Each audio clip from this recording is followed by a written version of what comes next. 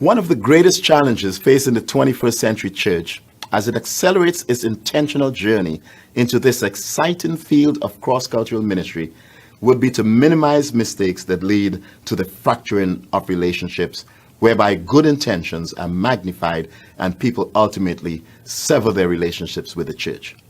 The price is too high to be paid.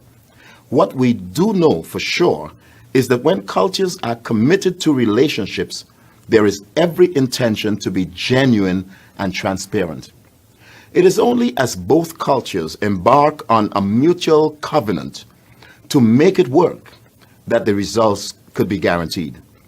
CQ requires certain core commitments that could be helpful in this journey. Regardless of where you are in your own journey toward cultural intelligence, here are a few mutual commitments that could be a helpful guide. Number one, dig into your own soul to understand who you are, how you relate, and what it is that's driving you to a cross-cultural experience. There should be a continuous self-awareness about your own upbringing, your cultural heritage, and your individual personality. Live within the unwelcome paradox of working hard to become more Christ-like in your own cross-cultural interactions, while also acknowledging that ultimately a supernatural process of incarnation must occur for you to become a person who unselfishly relates to the other person. Number two, consider every person as created in the Imago Dei. Whoever the other person is, how different he or she might be, he or she is created in the image of God.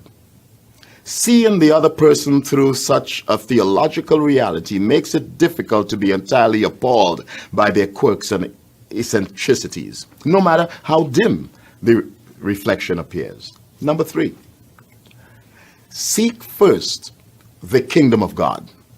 Cultural intelligence cannot be a skill that's developed in isolation from an ongoing formation toward reflecting the image of Christ. The goal is not to seek a more politically correct way of behaving or to better market the gospel. We embark on this journey because we are the language of God in another culture. Number four, live up close with those of the other culture. You cannot live the life of love from a distance. There is an enormous need for people to live in close proximity to each other. There is absolutely no other substitute. This cannot be a Sunday-only experience. It must be lived during the week. Number five, practice mission with the oppressed. Much of cross-cultural ministry is with people who are presently oppressed by the circumstances of life. We must not do mission to oppressed people or for oppressed people.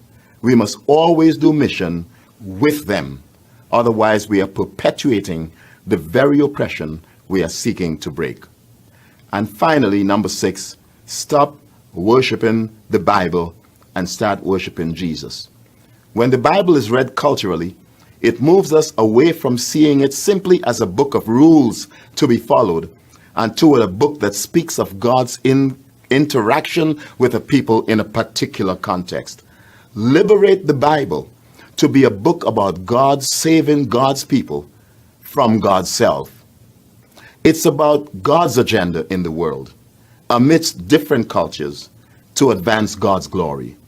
Through culture today, we continue the story of God as the people who have been called by the one true God to be God's agent in the world.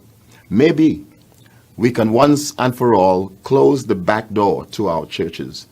We can make our places of worship places where all cultures can experience the presence of God.